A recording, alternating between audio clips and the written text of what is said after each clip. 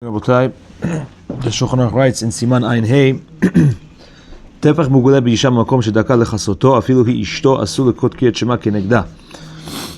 A tefach of a woman that's covered in a place where it's normally covered, even if it's a person's wife, where obviously there's no isur to look at, let's say, a person's wife's arm.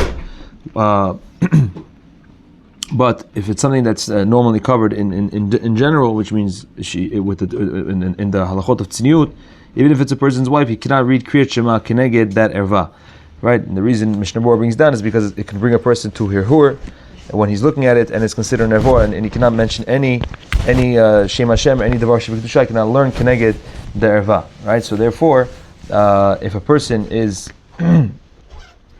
let's say saying kriyat Shema l'mita, and or anytime his wife, let's say in the house where she's not, let's say she's not covering herself all the way, a person has to be careful not to say Shema keneged. He has to either look away or look into the siddur, but you cannot be looking at the person's wife at the time that he's saying the Shema. Now this can happen. Sometimes a person has a family over or relatives over that are not so religious, and let's say on a Friday night meal, or a person is saying kiddush. That's also the davar shebekdusha. You have Shem Hashem over there, so there's different eitzot. If a person is not, if some people at the table that are not dressed tzniut,